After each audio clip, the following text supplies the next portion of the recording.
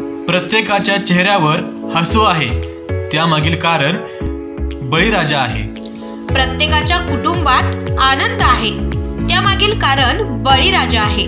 शेवटी चेहऱ्यावरील हसू आणि घरातील आनंद आहे, कारण पोटाची भूक भागवायला बळीराजा आहे. याच बळीराजाची गाथा सांगणारा आज 24 तासचा विशेष कार्यक्रम कृषी पंढरी. नमस्कार, मी मनीष राऊती. तुम्ही पाहत आहात आज 24 तास. आज 24 तासच्या कृषी पंढरी या शेतीविषयक कार्यक्रमात सर्वांचं मनापासून स्वागत.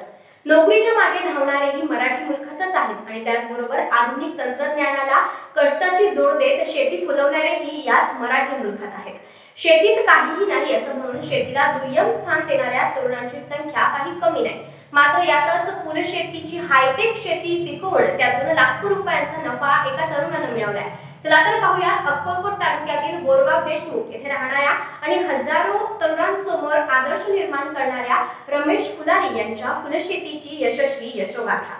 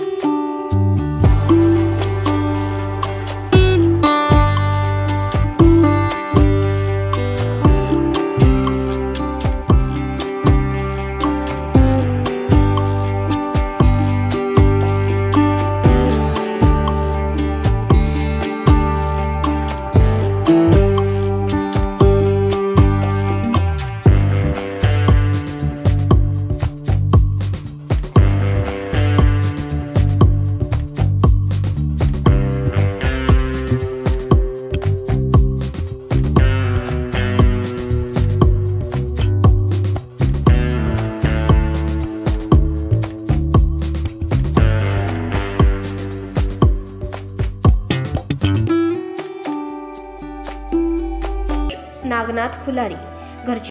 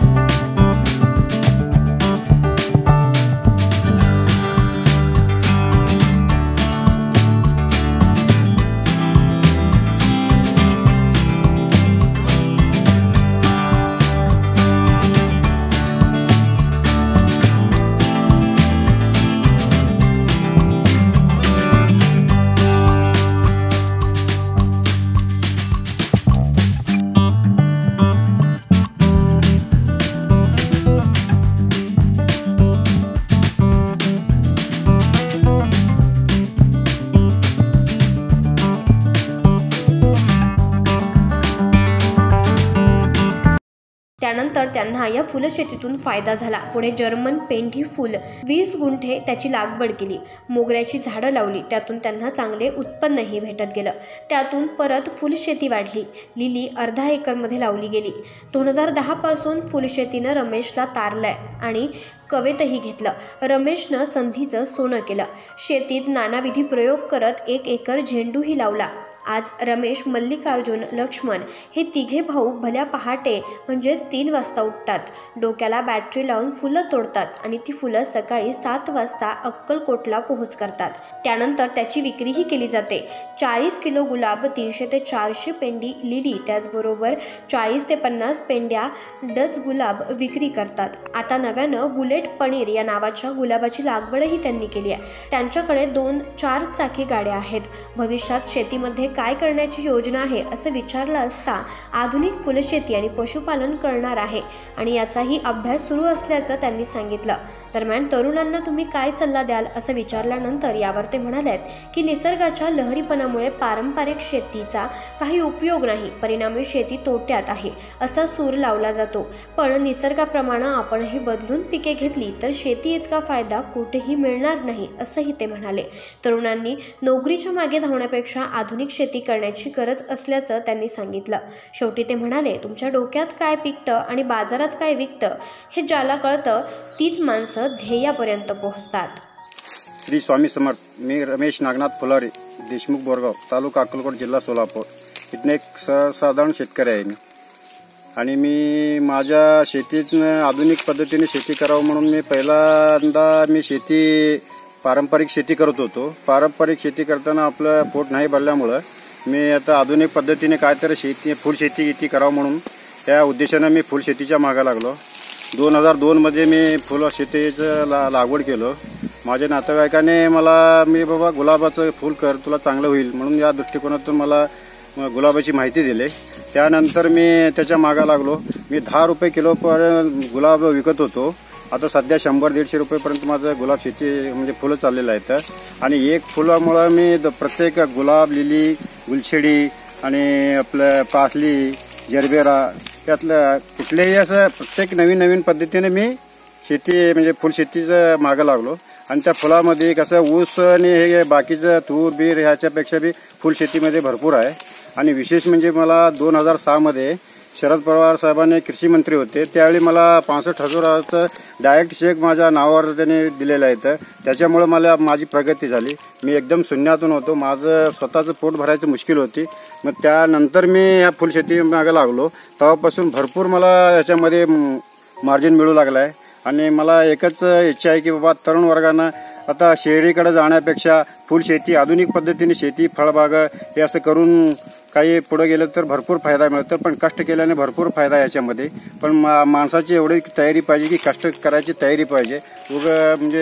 पारंपरिक न करता कुठल्याही पद्धतीने केलं तर शेतीमध्ये यशस्वी माणूस होत नाही आणि कष्ट केल्याने यशस्वी होत आहे हे मला 100% खात्री आहे. स्वामी समर्थाचे आशीर्वाद आहे आणि आज मला 10 रुपये किलोपासून 150 रुपये किलोपर्यंत मी सध्या फुलं विकत आहो आणि भरपूर याच्यामध्ये उत्पन्न मिळालं आहे.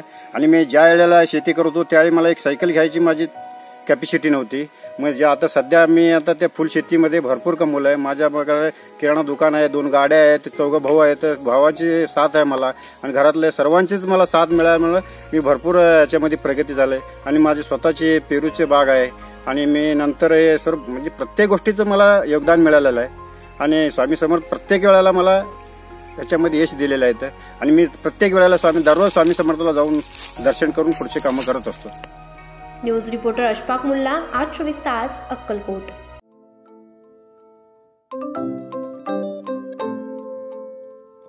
नवनवीन आणि ताज्या घडामोडींसाठी आज 24 तास सबस्क्राईब करा.